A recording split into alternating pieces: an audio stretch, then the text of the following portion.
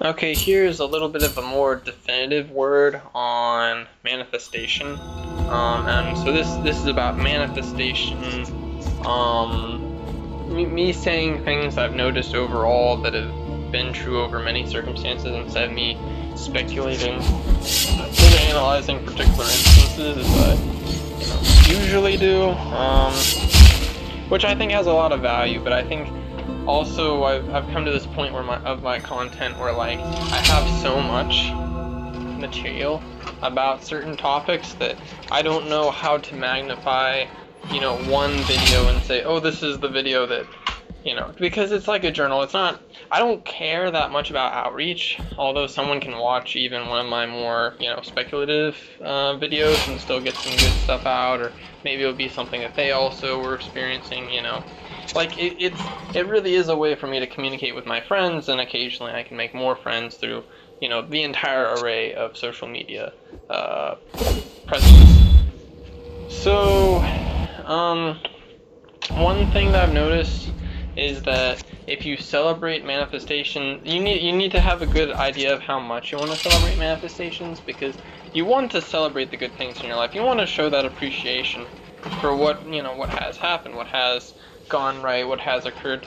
But at the same time, you don't want to over celebrate, because then it's like you're almost like shit eating.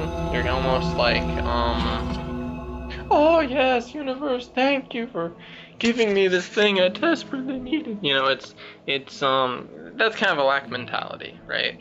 And I think the idea of lack versus abundance is a little bit.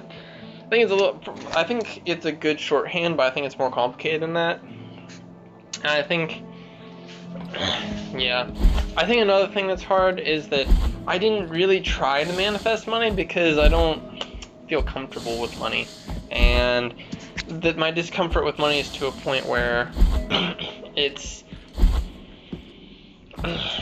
I guess I wanted to find other things before I'm like, oh, money. I think it's so easy to get into the treadmill of money, and yeah, I think that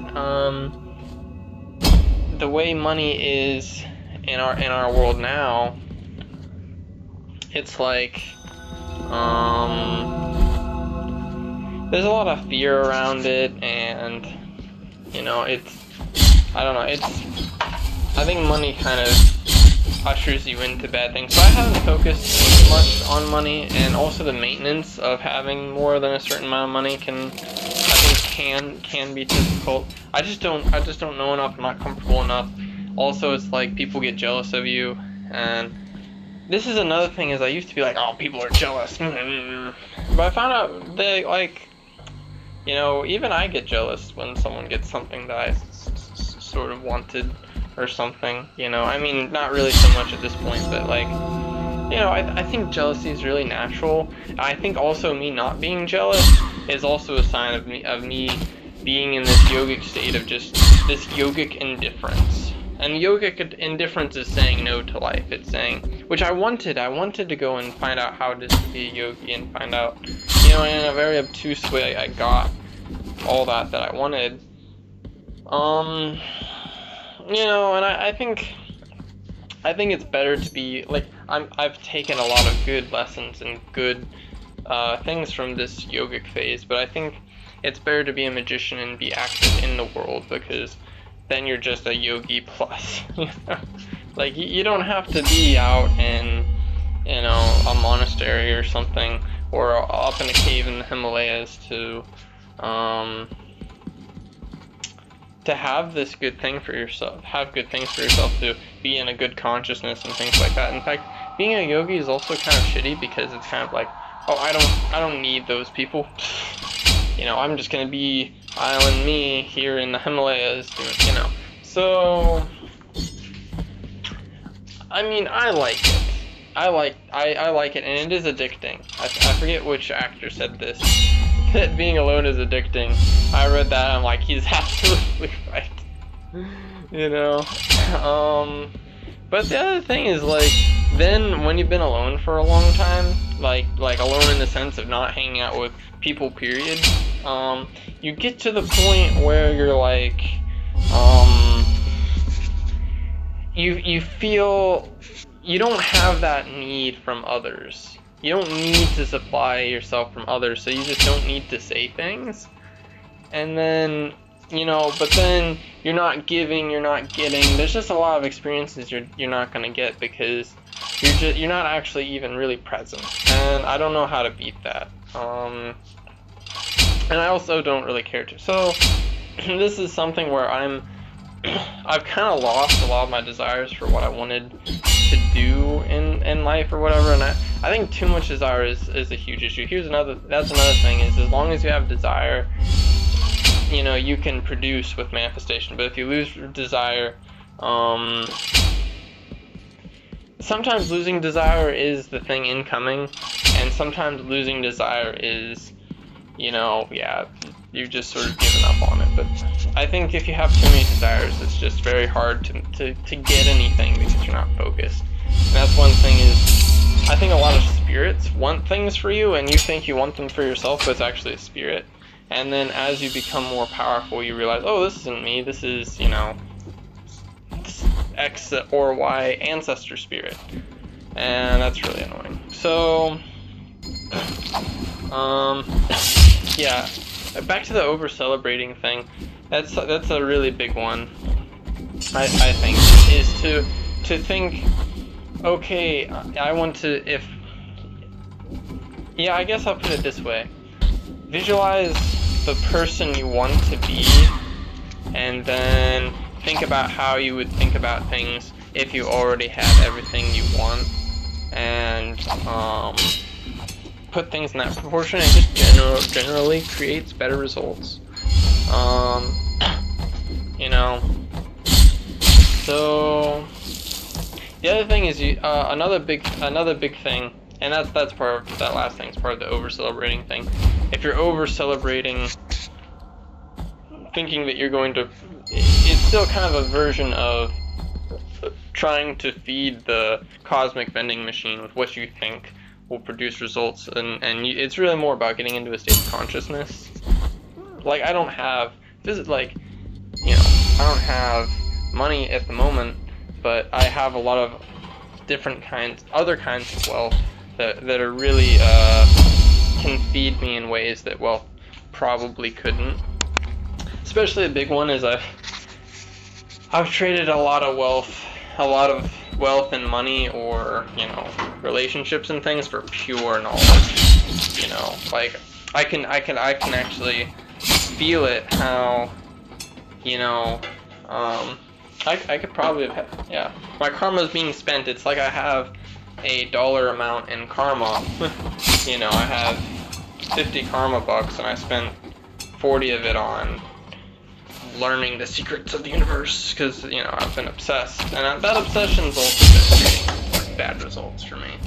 So I should have listened when they were telling me chopped wood carry water, although I actually don't even agree with that totally. Yeah, to an extent, chopped wood carry water, that's what this whole thing is about. But also it's like,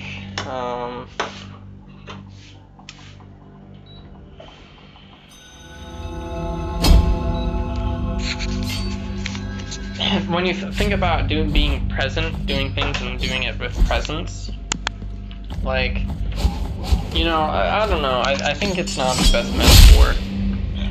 It's a good way to say, hey, this is obtuse, you're not gonna be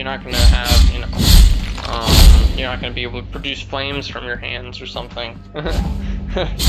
just because of this, okay. I think that's the point people are trying to make, but I should have listened, I think, to more, to let the journey unfold as it will, and not try and make it be something that it's just not. And if you have a lot of preconceived notions about how you want things to turn out and what sort of person you'll be, so that's another thing is I guess I don't like the word visualize. I said to visualize the person you'll be. Just kind of imagine, just very lightly. If you stack it with too many if you stack your desires with too many with a whole checklist of things, it can be too much. And I think a lot of it is because it's just not important. It's like putting emphasis on things that aren't important. And also the checklist mentality just isn't good. It's like, oh, I want this, I want that, I want the other thing. One thing, like, okay, when I've seen people, one person particularly, have the checklist mentality, they might get like a lot of the things that they wanted, they might even get all the things that they wanted, but there always ends up being something wrong with it at the 11th hour. One thing I have seen that work where you can basically make a checklist but not have the checklist mentality is like you can write a bunch of things you want, like in a notebook, and then just forget about it. Writing things down has a magical power that's all its own. It's not a consciousness thing. It's simply the power of writing it down. And that'll manifest things because okay, maybe you wrote it down and it gets it out of your head, and then but it's still like in a deep consciousness working, something like that. You might as well just say it's actually less complicated to just say, oh, there's a magic to writing it down. This is where I kind of balk at people that hate, like, quote unquote woo-woo, is like, okay, but what do you got, you know? Like, so you have a much better way of looking at all this stuff. And your life is amazing too, right? You've thrown it all to the wind a few times, right? I mean, I have. So, you know,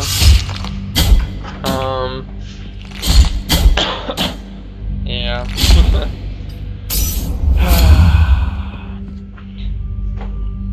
But I've manifested a lot of knowledge. I've spent a lot on knowledge. I think I overspent on knowledge, and I think so. Obsession is interesting because obsession can take you where you want to go, but I think you will tend to work harder and push more and get the thing and still not be happy and want the next thing and then want the next thing, and it's hard. I think the biggest thing, obsession, I've wielded obsession for good results in my life. I've wielded obsession and gotten further and not fallen. But, you know, first of all, I was already to some of these high places in previous lives, so it's relatively effortless to get there at another time, and not to mention that, you know, I'm a higher being coming down, not a lower being crawling my way up. So, once again, also relatively effortless compared to someone, you know, crawling their way up from never having been up above, from never having been at some high place. Which is another thing, is I think a lot of like the manifestation stuff, especially, is just telling, you know, angelic personas or powerful personas how to access their power. I will say, trying to, yeah, okay, so speaking of angels and demons, demons can make things, demons are sort of, let's say it like this, angels are science, demons are art.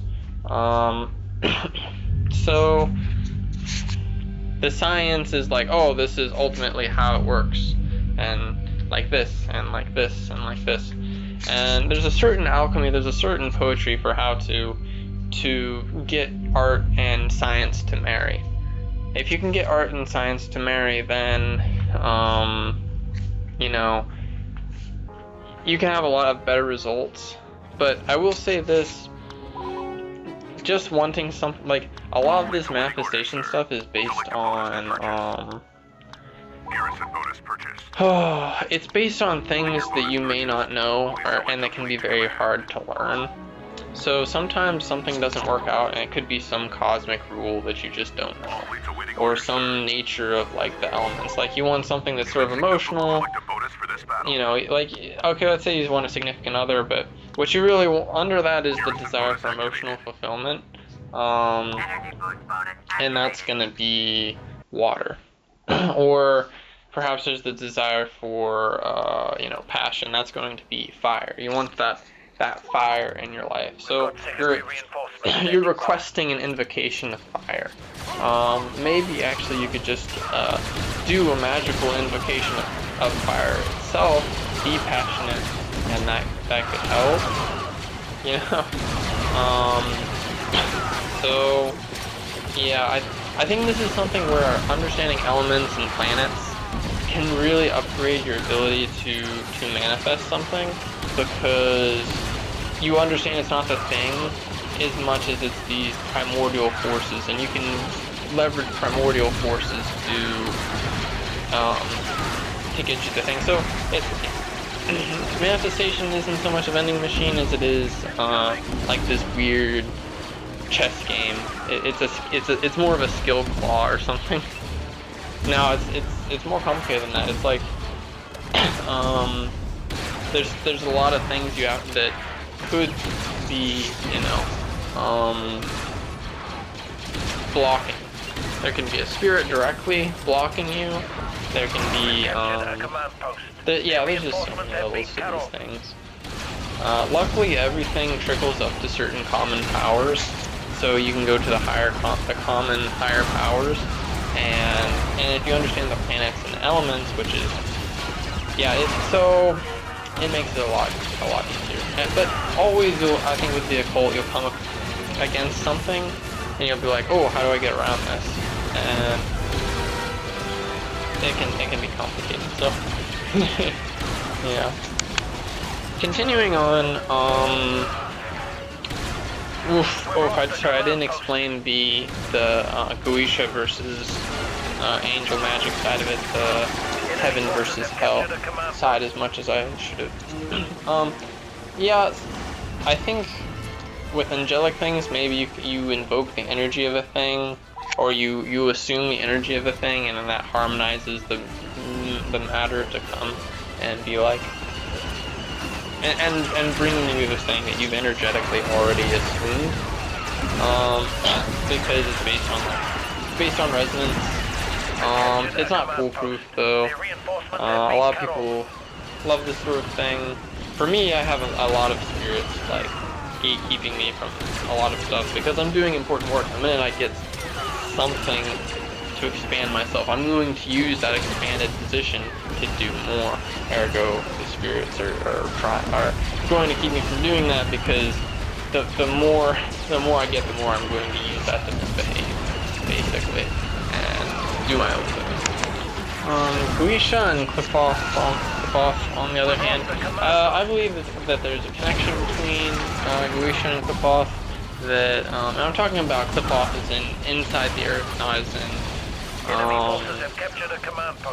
Yeah, I believe that there are structures inside the Earth that control manifestation, or they're just energetic machines. They're energy machines.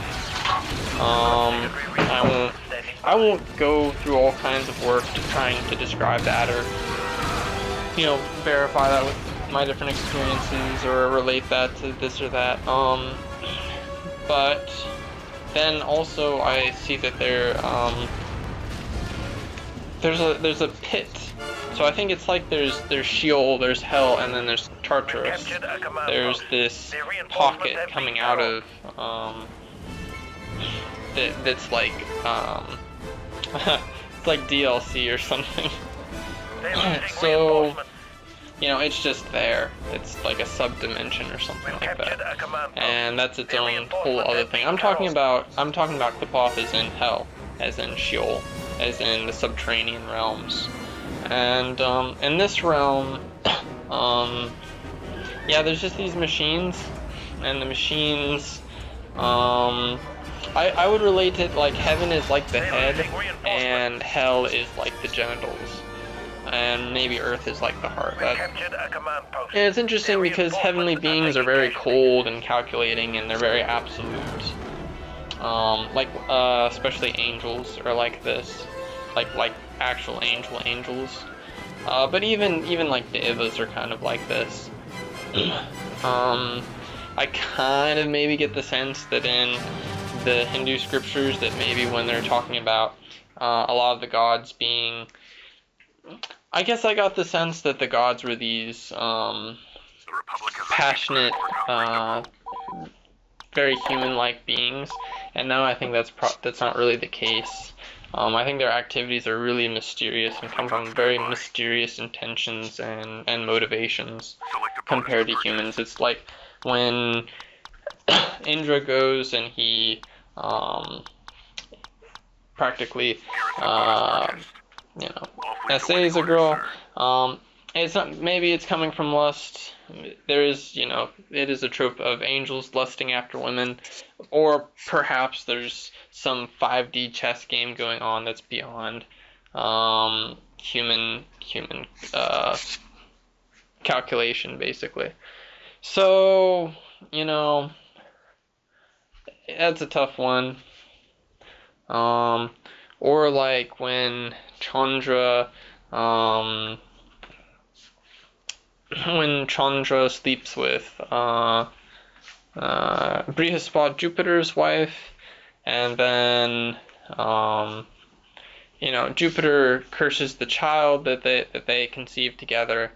But other than that, it doesn't seem to be much of an issue. In fact, when Jupiter and Moon come together, it's called Yukta Yoga, and that's like that's like a significator of kings. So, and I've seen in heaven myself how they're very sexually relaxed.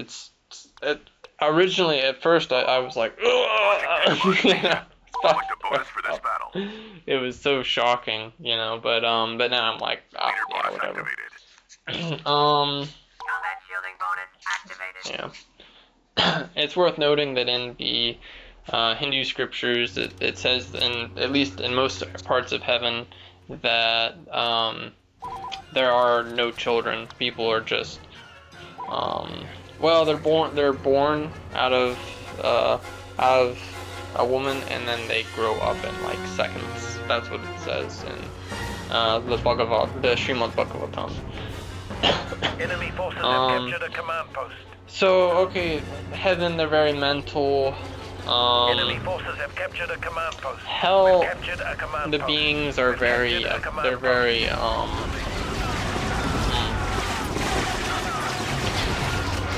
it's interesting because demonic people on Earth or lowly people they're very much acting on their instincts, and if they can easily be ensnared by lust or anger, or they're easily controlled by propaganda a lot of the time. Like if someone's very much in their lower chakras, there's a lot of things that can happen. I mean, you can have your whole energy body activated, but just put focus on your lower chakras and create results. Also, a lot of the goetic beings, which I consider the goetic beings to be the guardians of manifestation machinery, and to be also sort of like lower incarnations of the gods. So they're like the little version of the god that is in the earth, that is the more base version. Base in the sense that like base desire, not base is in like more core to who the god is or whatever. Of course there's myths of subterranean kings ruling the world and things. So it's more complicated than just, upper chakras, good, lower chakras, bad. It's way more complicated than that. I think you want the whole energy body to be lit up, and you want to sort of balance it, but then you can also dial the different chakras and get different results. Like, I used to do meditations where I would just spin. I think it was my first chakra. I would just spin it. I would just force it to spin. And the neighbor's bringing, treats from her mom that brought from, some baked goods from the farm, and it's like a whole gigantic tray of food. I'm like, holy shit, well, that works. It can be that easy, and this is something that's really, really kind of, it's really awesome, but for me it's also really scary because being able to change things that quickly, being able to dial things even with some precision, being able to take life by the throat and squeeze until it spits out something you want. I don't think that's the best way. I mean, yeah, and enemy forces have captured a command post. I think there's also some karmic things and whatnot. Okay, so I think I explained nicely enough. I've explained enough for someone else to hear what I'm saying and think, and move to the next place mentally and ask the next questions. You know, I don't feel like this thing with heaven and hell is so loaded and so complicated that, you know, okay, it's not just demons and gods, but are demons and angels. That's not all it boils down to. There's so much more to these things. And yet at the same time, you know, there are definitely some negative beings down there.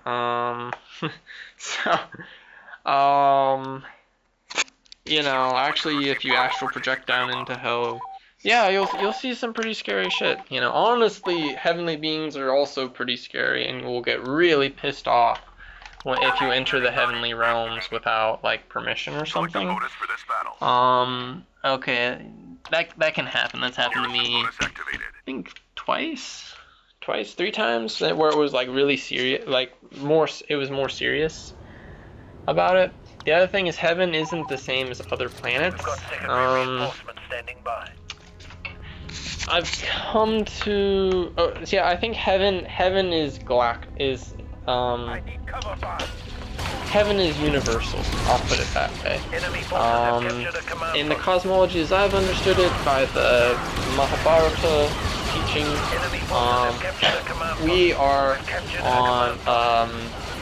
we're on a sphere that's actually above another sphere, or it's like, okay, so there's the universe egg, the Brahmanda, and from my reading of Mahabharata, I'm interpreting that Brahmanda is Sama.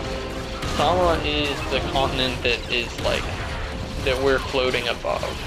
So our sphere is above the continent within this sphere, or the disk within the sphere. So there's the sphere, there's the disk of Sama, or the landmass of Sama in the sphere.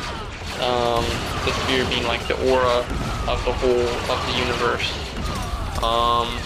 or just to say the whole universe. And by universe, I don't mean, you know, clusters of planets and stars and nebulas and etc. It's like it's this one egg-like structure. And maybe this is all philosophy. I will say in the Mahabharata, the way it was talked about, it really doesn't feel like it needs to be interpreted metaphorically, especially when it's telling the exact dimensions of planets. And the information in the Mahabharata is entirely contradicts the information in the Surya Siddhanta. So, the sun and the moon are just, you know, moving in a circle within the universe, within the Brahmanda. We're not surrounding the sun as far as I've read at all. So, you know, and this is another thing, is I think it's important to know these things to some extent, but that's just a truncated, like, that's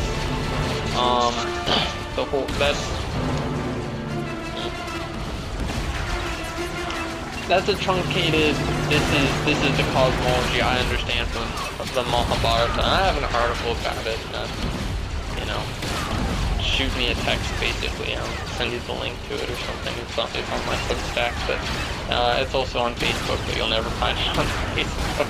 I'll never find it on Facebook, it's so far back, but, you know,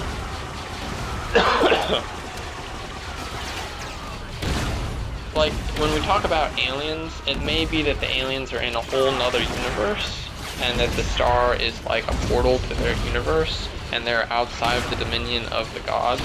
And then but I think also there's other floating land masses, other like sky islands, as it were, where other races are living that are also subject to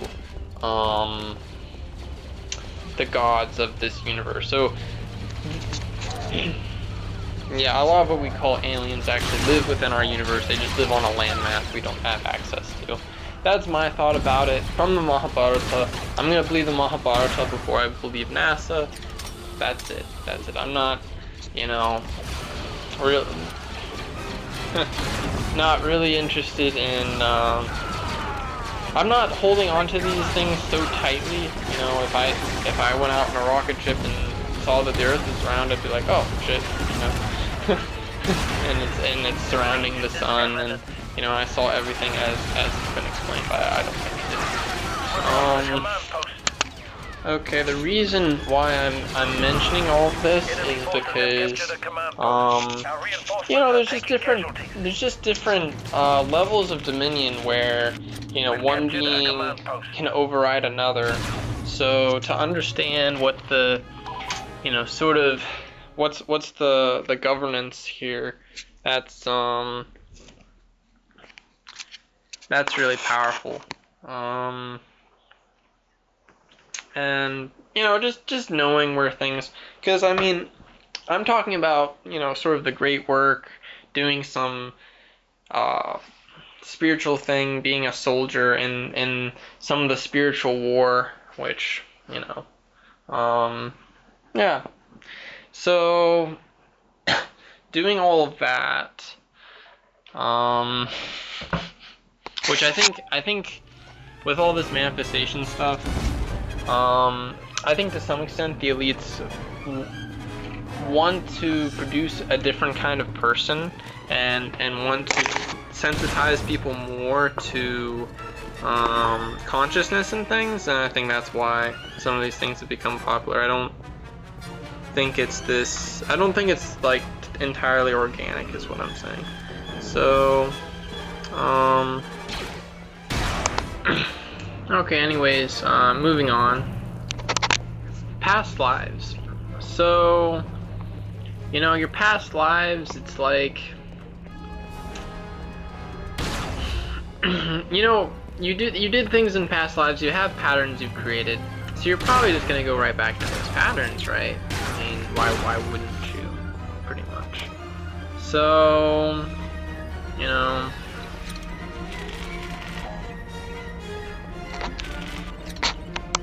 yeah, it's just over lifetimes, you know, there's a trajectory, and you know, it's kind of a big deal. So I think, like, when it comes to the big, like, what do I want out of life type thing, looking into past lives is super important. It's super important. And I think people don't really give it enough credit about enough credit to that, or people are like, oh, it doesn't matter, you can be over many lifetimes, you're all kinds of different things, it's like all kinds of different experiences. Not really. We've captured a command post. Sure, yeah, we have different experiences over lifetimes, but there is a consistent momentum, and if you understand it, then it's like, yeah, it's very empowering to understand this. So yeah, it's not simply some phantasmagoria about, you know, it's not simply some exciting thing to be like, oh, I was, you know, this or that. So yeah, so honestly, I think it's a bit of a psyops. This don't worry about the past lives. I will say don't make your whole life about your past lives. I think okay, maybe you were like some head of state or something in a previous life, whatever. Also, I think a lot of times people remember being, you know, famous people, but they're actually someone close to someone famous. They weren't actually the famous person. Also, that your face looks the same over lifetimes. Like, there's little changes, and especially if you admire someone, your face will look like them. then it'll like mutate you a little bit. It'll change your face a bit. That energy of admiration has to be a very deep admiration, or also curiosity can a mix of admiration and curiosity about the person too. I mean, because curiosity, then you explore, right? So then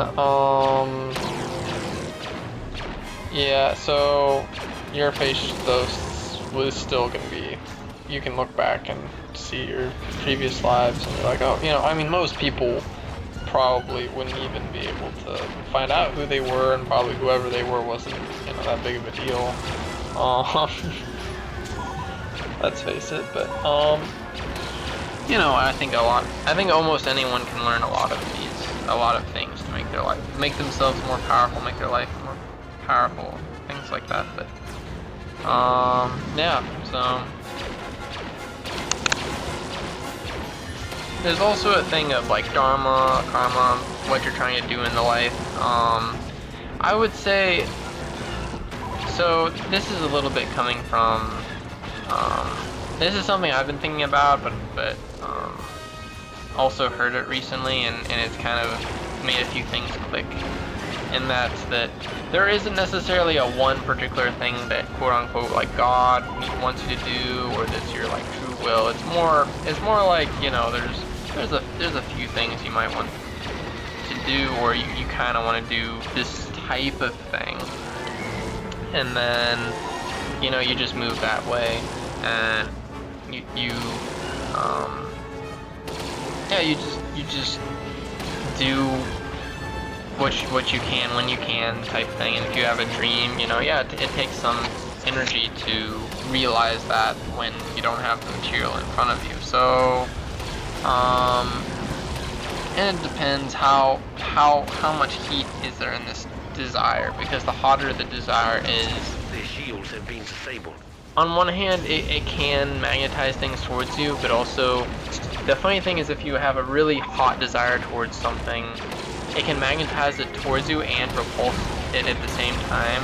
So then you have to like undermine that repulsion that's also there, and then maybe you can get, which the repulsion I think is the psychological resistance to it. But you know, some of this stuff I don't know exactly how some of this part of it works.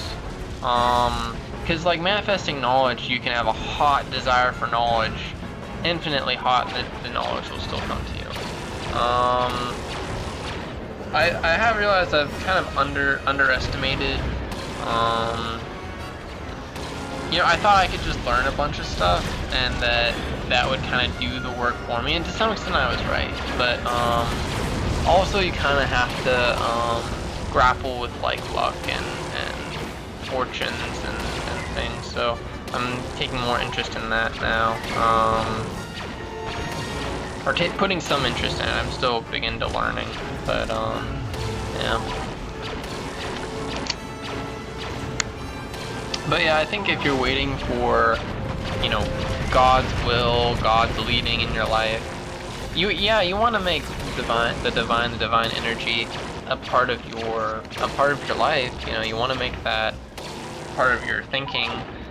But I think if it kind of becomes, okay, now you want God to take on the responsibility instead of you. And this was a big error I made, because I just genuinely believed that this was, you know, the case, that there's that I had a destiny, and you know, it was like manifest destiny. I just have to keep moving forward and I will manifest my destiny. I don't need to do the work. I don't need to think about it, actually.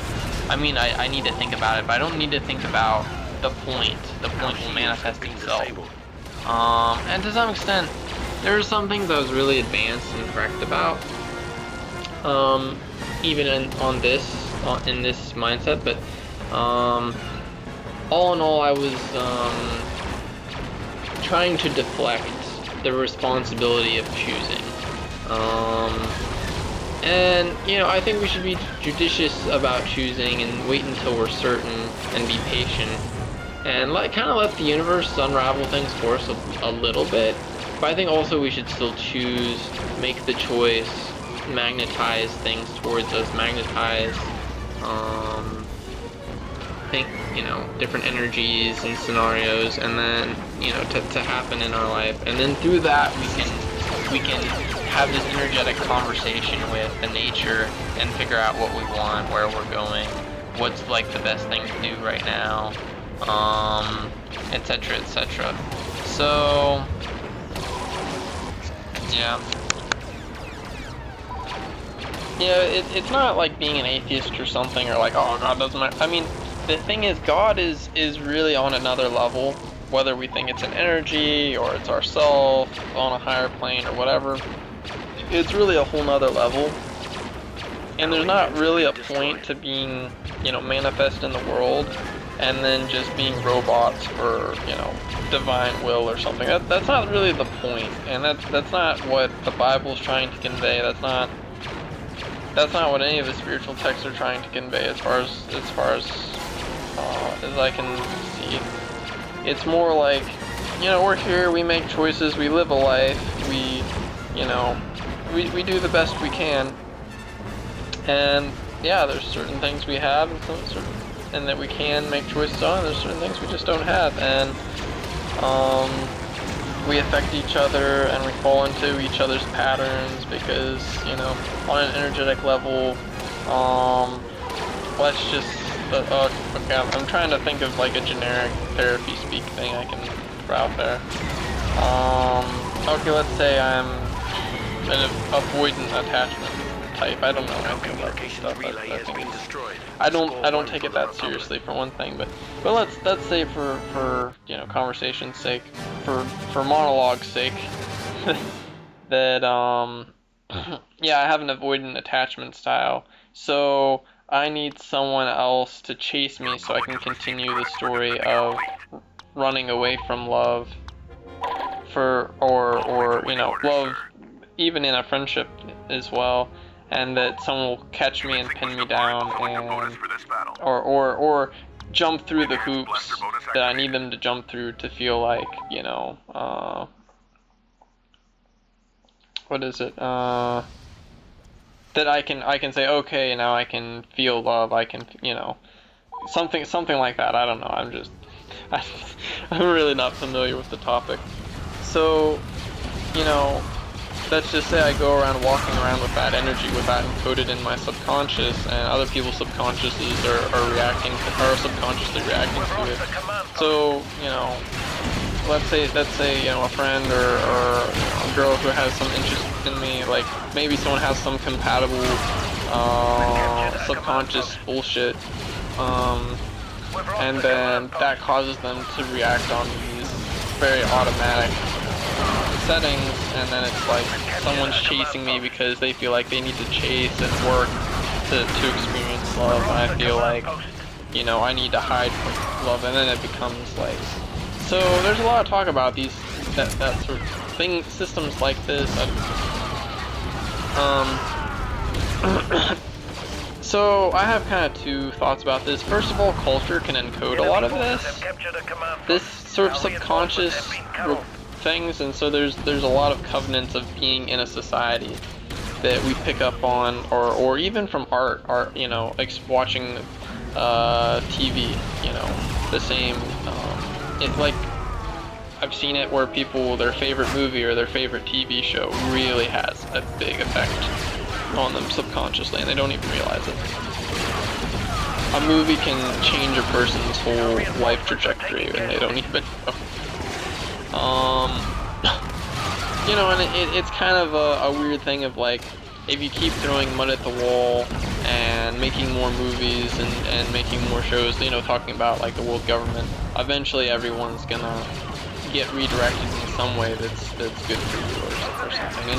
And you know, it's not all predictable, but I think media control is very interesting when we think not only of, you know, the logical narratives that are being, or the rational mind narratives that are coming through these, the very obvious propaganda, but the subconscious stuff,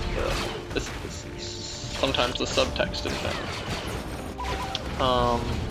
You know, like the whole thing of people watching Ben 10 and then having like, you know, some kind of like I think I've heard that it's caused some like incestuous type interests or something there. It is interesting that like incest porn became popular after that, but I feel like maybe there was some attempt to do something there. I don't know. So, but I don't know about that one, but yeah, the subconscious, like one thing I have seen is like getting the girl is so important. You know, you have to get the girl. You have to fight for the girl. And at the end of the fight, you get the girl. I'm like, you know, I've seen people in America especially really get. In Europe, it's not really that prevalent, but in U.S., it's, you know, the guy that gets the girl. That's the winner. You know, and it's okay. There's some evolutionary stuff behind that, but I think it's really a very, because it doesn't happen like that here, where the woman is objectified as a prize so much, and then, yeah, the man is the winner who won the prize that is the girl, you know, which is funny, because then here in Europe, I'm not gonna get into that stuff, but, you know, subconscious, narratives. Okay, but then that's the bullshit side of it. But then there's a side of it, like there's yogas in the chart where it's like, you know, your mom will be a real bitch to you.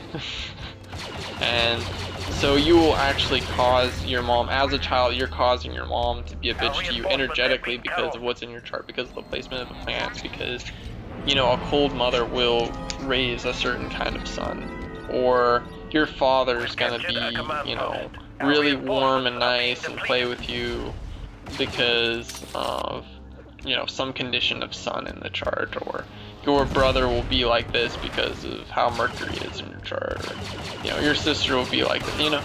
So there's a lot of yogas that in the chart, and they will consistently produce different things in family dynamics and love dynamics and friendship dynamics and career dynamics, you know, all these categories. In a person's magical practice, of course. So it's not only, you know, okay, we're holding on to all these, what's the word? All of these stories. Well, okay, there's some encoded by culture which can be challenging to let go of and get rid of, but like at the same time, it's not really that challenging if you have sort of a disposition where you can open up your subconscious and audit yourself. But when it comes to the planets, it's a little harder to defy the planets, although I think a lot of manifestation people do it. And in fact, Yogananda Paramahansa talks about how the birth chart is just another challenge to overcome in this spiritual journey. Then again, his chart said that he was supposed to have 2 wives that would die, and then he would marry a 3rd time and finally find happiness. And he said, no, I don't want to cause 2 people to die, you know, and basically defied the astrologer.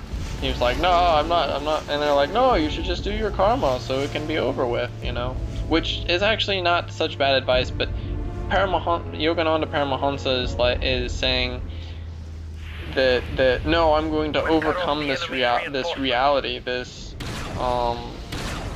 covenant placed on me by this debt placed on me by the planets. I'm going to overcome this, and I can do it because you know, I have these yogic powers. But at the same time, I don't think he ever married, so yeah, if you don't do the thing to even start the thing, then yeah, it's not going to happen. But it is something like in Western magic, you can do the same thing. You can destroy your connection. You can heavily affect and argue for yourself in the courts of heaven against some of the more malefic influences of the planets, or to harmonize the planets in such a way that's beneficial, even in placements that are generally considered malefic. So, yeah, I don't want to say it. I want to talk about manifestation generally without getting into astrology and elements and things too much, because, you know, it's just particular to the person, and it really takes just Commencing Polish being. massa invasion. It really takes a good astrologer looking at your chart. There's not really a way around it, I think. There's not like 3-4 rules of thumb that everyone with every kind of chart is gonna be able, you know what I mean? So a fiery person is gonna manifest like this, a watery person is gonna manifest like this, an airy person is gonna manifest like this, a earthy person is gonna manifest like this. And I don't know all those secrets, you know. I mean, I could probably find them with like a few minutes of thought, but you know, a very Martian person is gonna manifest like this, a very solar person's gonna manifest like this, a very lunar person's gonna manifest like this, a very Capricornian person's gonna manifest like this, a very Leonine person's gonna manifest like this, a very Piscean person is going to manifest like this.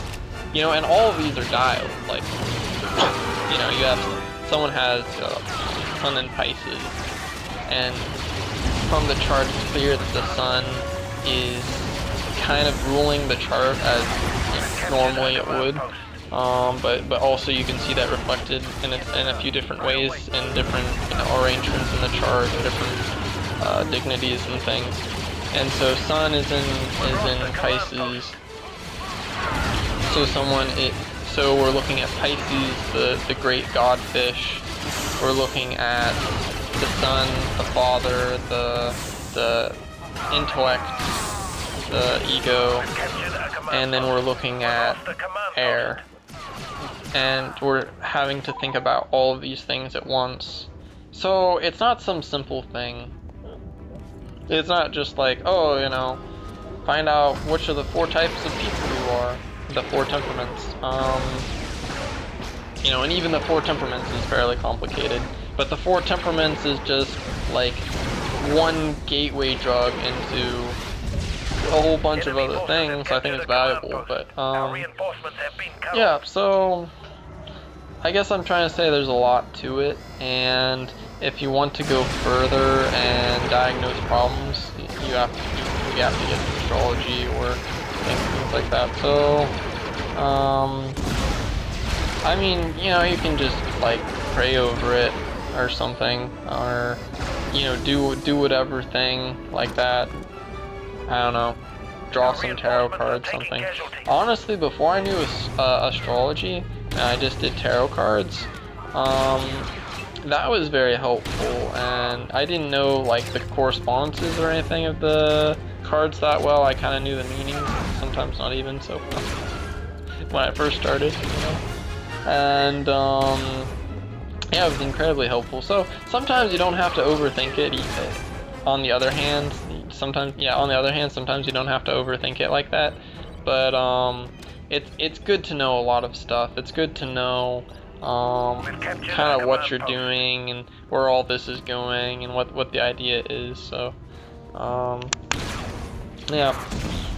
Another thing is for me, my own kind of, I'm kind of playful and try to do things a little bit more in the realm of play and just playfully, like yeah, I try to play through life a little bit. I think,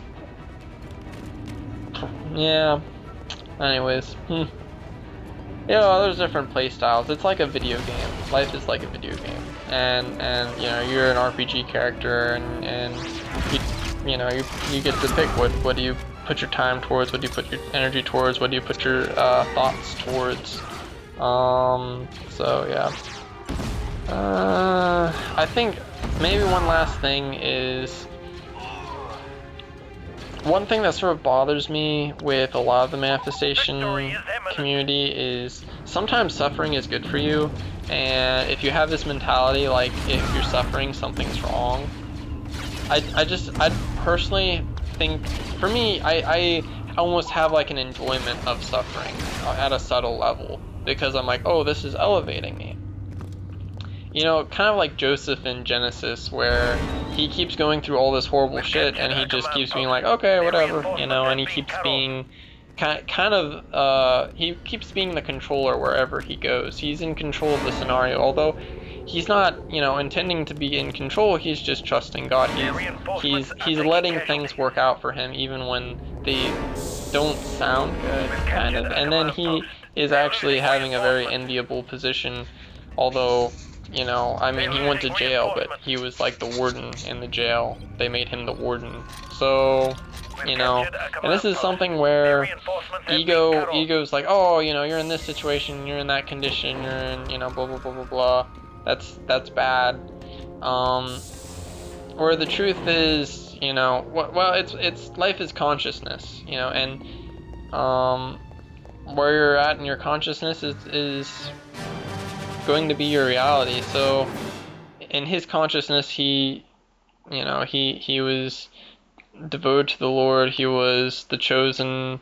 He was chosen by his father, or favored by his father. So that, I think that maybe we could say, like, this is a little bit, you know, some interpretation, some speculation, but, you know, maybe he had something of an assumption of favor, and because his consciousness was settled in that, his deep consciousness, then that just kept being his reality. You know, he was favored everywhere he went, even when he got kicked out of Potiphar's house, when he had to run away when he was accused of it was because the wife favored him. You know, he was too favored, which is totally a thing that happens in manifestation. One thing you have to be careful of is you can get too much of something, and it's actually not good for you. Sometimes it's good to suffer. You know, sometimes you're in a time of suffering in your life that you actually need it. You need that suffering.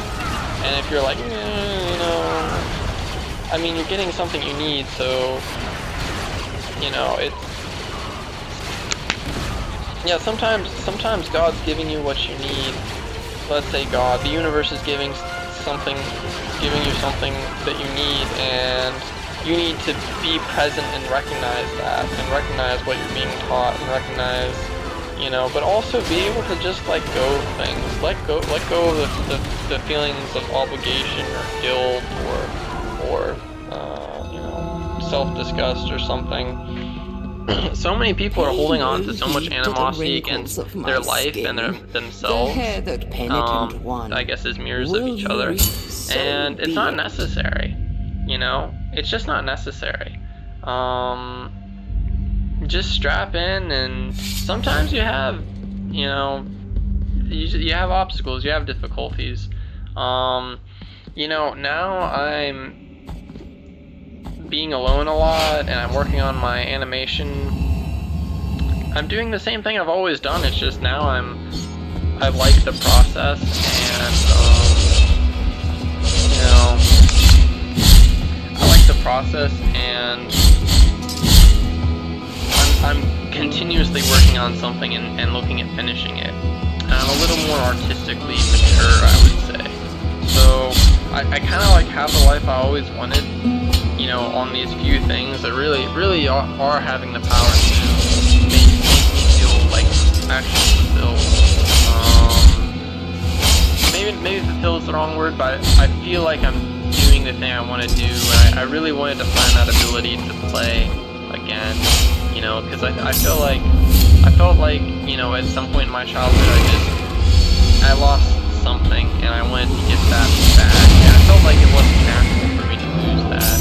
I mean, you know, I just started to feel sort of like cold in a way, and I think I am a cold person, but like, yeah, I got that back, and that was my desire. That's what I manifested, right? You know, it doesn't all have to be the house, the money, or whatever. I really wanted these things of consciousness. I think I made the assumption that if I get these things of consciousness, material things will be easy, and I think I was probably right, but I haven't really started on it yet. It was super hard to manifest some of these things, though. But being in the mindset of play, it took me a long time to develop that. And yeah, it took a lot of suffering, but the suffering was my own internal resistance to it. So sometimes it's also okay to let the events of the life, you know, kind of move your consciousness somewhere, and just say, oh, maybe this is actually where I wanted to go all along. Let's see, you know, instead of, oh, things aren't going exactly how I imagined of people are big fucking crybabies, and yeah, you should just strap in and be ready for the journey, because, you know, your existence is you know, I don't think we're exactly infinite, but I think that we're around for a long, long time, and trapped in letting time do its work. I don't believe in letting time do all the work. I don't believe in, you know, sitting around and waiting for things to just happen without your own efforts. But I think that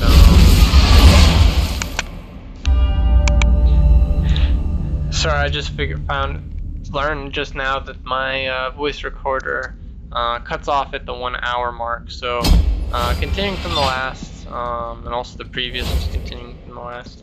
I don't exactly remember what I was saying. I was in the zone, and then I got ratcheted out because I noticed that that I only had a certain amount of seconds on the voice recorder. So yeah, I was saying that we live many lives, and yeah, there's no hurry. And the more you take on this mentality of hurry, the more everything will just be farther away. And just relaxing, and I think also letting these visions of the future kind of come in and sort of like impregnate you energetically, like, and then you sort of give birth to them through like your actions and things. And I guess I'm making a little bit of a reference to creativity here, because as far as creativity, I feel very much I don't make things up, but I receive things. I think this is something also like when you imagine something or see some vision of the future, I think in a way it exists, and it's something out there, and then you have to sort of invite that in. It's not you yet, you know what I mean? So you have to invite it in, almost like an invocation, like of a spirit or something, and then it'll slowly change things. So this is another thing where I don't know everything about. I don't. This is something I want to explore a little bit more, what I'm about to talk about, but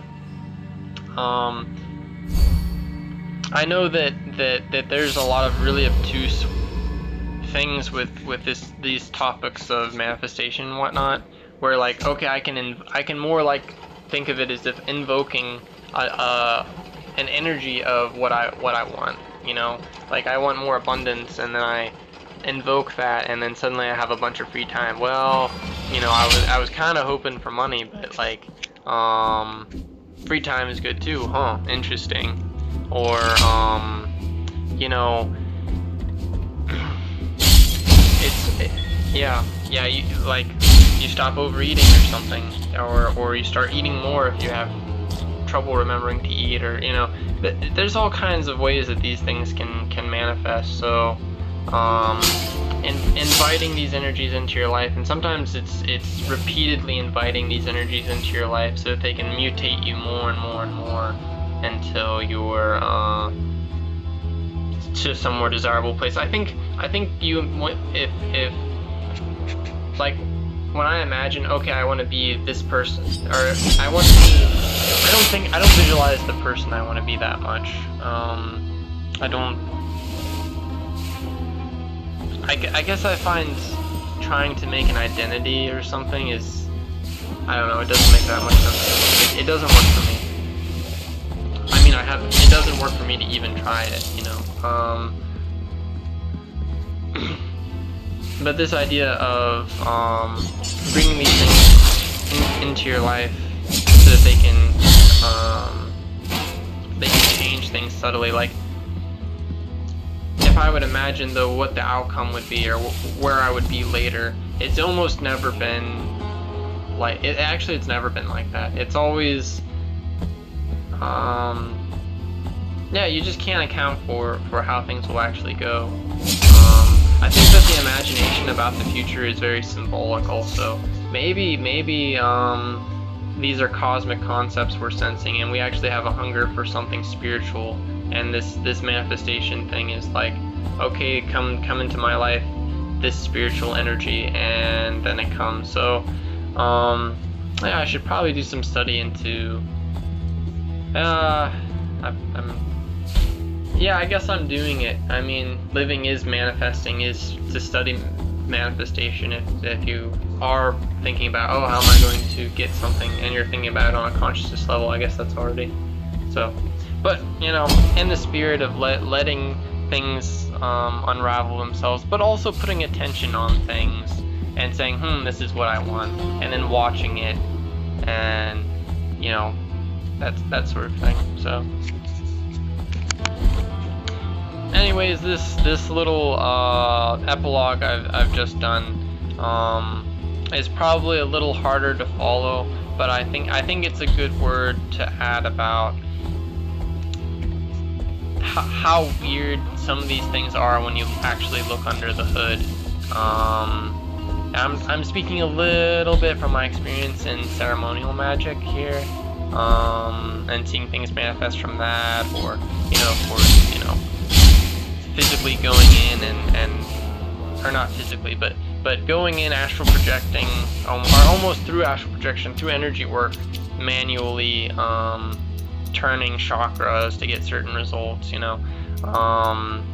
Yeah, that's pretty weird. I got better results from manually turning a chakra than all of this. As far as more direct, like, oh, that happened immediately. Holy crap! Changing my mindset and things like that has helped. But I think the reason why turning the chakra was better for me is because I'm situated in the higher chakras so much. When I turn the lower chakra, suddenly that energy can go out into the earth to manifest me something physical. A bunch of treats from the neighbor lady. So yeah, that's the thing. So. I guess a little bit of a word of like,